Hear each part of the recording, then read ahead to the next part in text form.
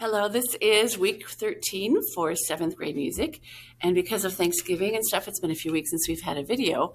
But today we're going to talk about something, a brand new unit that's talking for seventh graders about African music. And there are some certain characteristics that are unique to African music. And I want to clarify, if before we do anything, think how big the continent of Africa is and how many different countries there are. And inside those countries, there are lots of different villages, a lot of different communities, and a lot of different people groups in there. So by saying that this is African music, it's typical. It's a vague description of a lot of music that you would find in Africa. I suppose if you lived in a very, very urban area, like Cape Town, South Africa, or something, a very, very big city, you may not see this as much.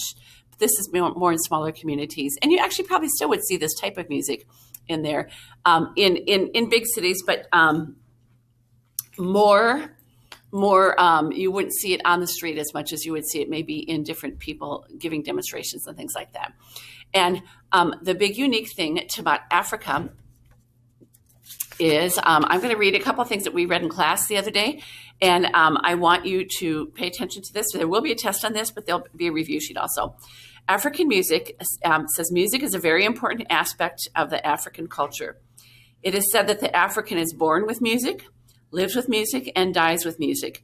Both birth and death are accompanied by ritual singing, drumming, and dancing in communal ceremony, which is a big group of people. Throughout life itself, virtually every act of daily living is animated with African music.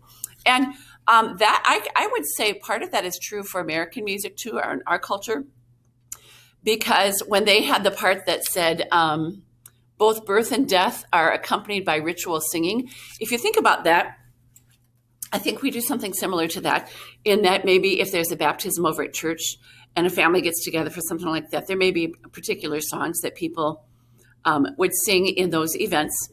If there are funerals, if you go to a funeral, there might be particular songs that you might typically hear at funerals. Maybe you'd hear Amazing Grace. Maybe you would hear On Eagle's Wings, or Shepherd Me, O God, songs like that at St. Joe's over at Mass. And so we do have certain rituals and ceremonies. We have baptisms when babies are born. We have funerals when people die. So we have our own rituals and ceremonies also. And sometimes there's music that goes along with it. Sometimes on the 4th of July, you might go to a parade and you'd see fancy bands marching by, and there would be particular patriotic music that's celebrating the birth of our country and the anniversary of our country. And so we kind of do the same thing. But daily rituals, you tend to see more of that in African stuff. And I'm going to show you some videos in a little bit about that. We're going to spend the next couple of weeks talking about this. But there are even certain things during daily life that helps people's daily life down in Africa when they're working and things like that. Number 2, this says, let's see here, Africans use music in worship, just like we do. I would say we do the same thing. And in the administration of law and order, and ceremonies like when crowning a new local king, which we kind of do too. If you're ever watching on TV and there's a big event and the president is walking into a room, a lot of times you hear a particular song. You might hear da da da da da da da da da da da da da da da da da. That's our American tradition, that when a president walks into a room for a big event, and there's music, that's the song that you hear. So we kind of do the same thing. The beating of drums is used to welcome guests to their homes. I don't know that we do that. There's a particular thing to do that if someone's a special guest in your home. They send their hunters and fishermen off on their dangerous journeys with music, and they celebrate when they return, which we don't see that as much today. But if you think about Native Americans, you think about Indians, years and years ago, before Americans kind of took over America, and before white people took over America, Native Americans would live off of the land.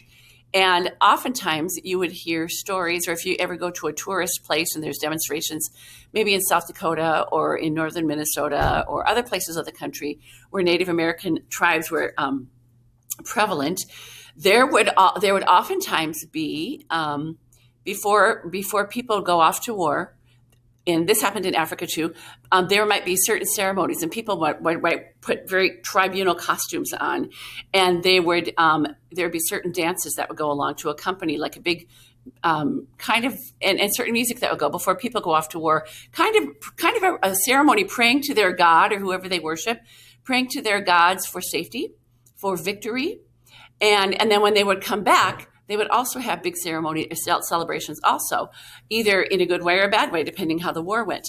If you think of Native Americans, they would oftentimes go off to hunt buffalo, and they would all go in a great big group, and they would hopefully get enough buffalo meat and enough of a success with their hunt that could get them through the winter, enough food for the winter. It was very important for them because they couldn't go to the grocery store like we do.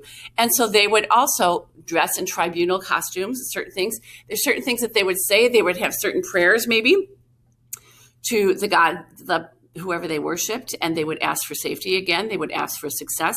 They would ask for, they would maybe thank the animals for giving of their lives. And so there would be special music that would be used for that type of a situation. And we don't do that so much anymore. We go to the grocery store, we go to Target, we go to Rainbow, we go to, different stores. But back then it was really important. And there's, I wouldn't call it a superstition, but it was tradition for them to do certain things and certain songs and certain rituals before they would go off to hunt for great big hunts and stuff. The next thing said, children learn folk tales and legends of their tribes by participating in the community dances. That's kind of like folk songs that we've talked about. Also, folk songs are talking about something in our daily life, or something in our area of the world that we live in. Music surrounds trade in the market, comforts an ailing child, and sets the pace of work in the fields. I think we use music for a lot of things also, comforting an ailing child, lullabies if you're trying to get babies to sleep, things like that. So much during the daily life, probably not so much.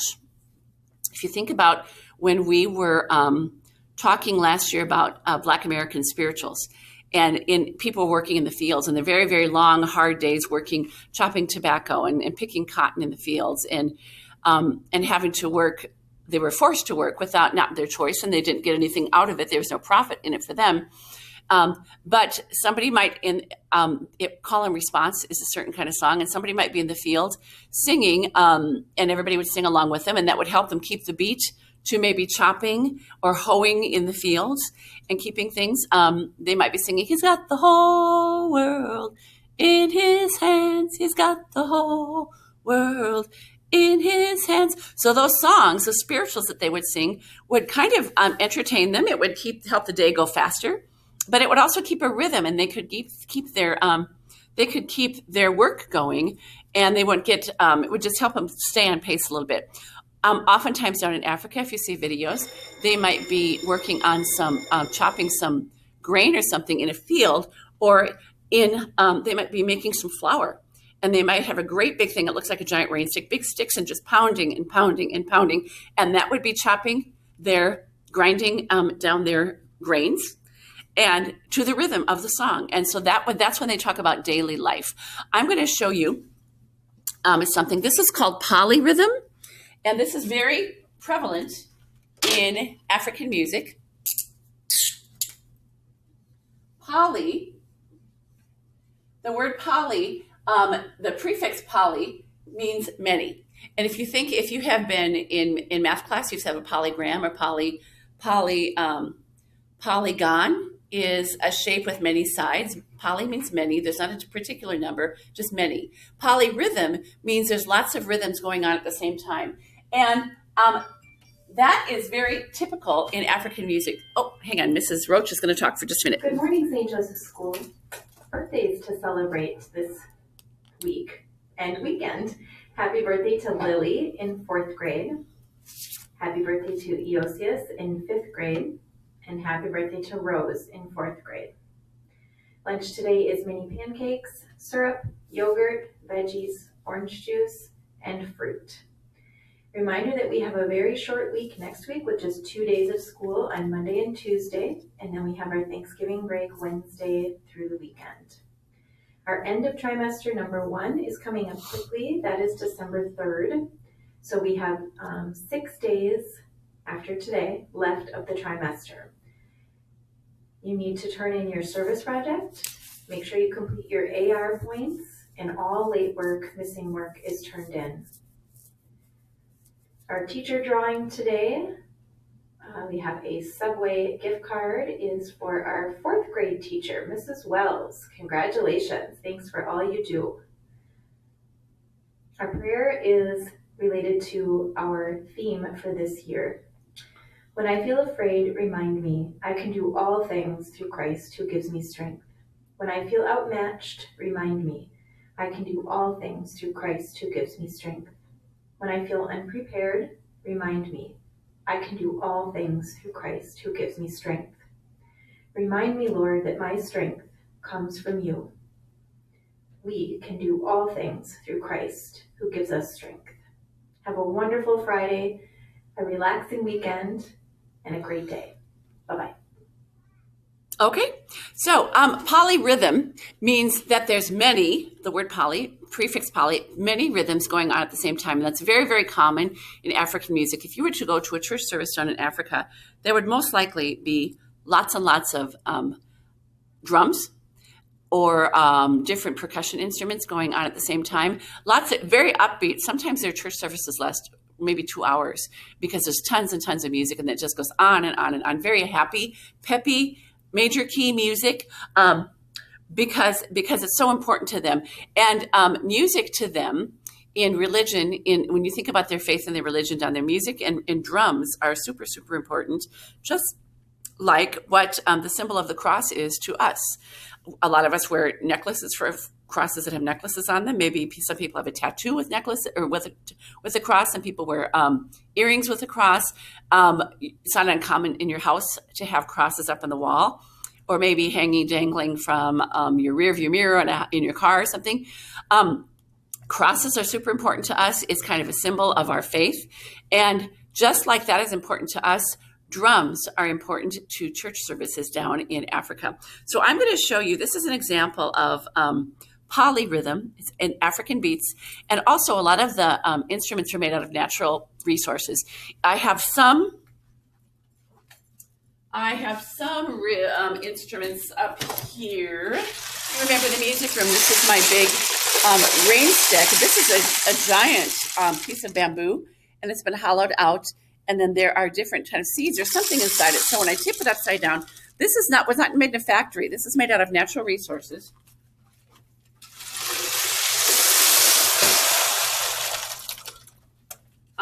Also, one of our other drums in the music room, this is made out of some type of animal hide. It hasn't been, the hair is still on it. Sometimes, leather is made out of animal hide, but it is, the hair has been rubbed off of it. This is still animal hide. You can kind of see how it's kind of sewn together with some type of thread that's kind of like guts or string or something, and lots of things like that. We have several African instruments in the music room, but for example, just to show that they're made out of natural resources. Some things are made out of bones. Some instruments are made out of bones. Some are made out of rocks, carved into rocks. Even in Native America, even think about the arrowheads. They just took rocks and then they would beat it, scrape till they were turned into arrows. So I want to show you, this is an example of polyrhythm. And then there's going to be another video that I want you to watch next week about this, but this is on polyrhythm, African polyrhythm.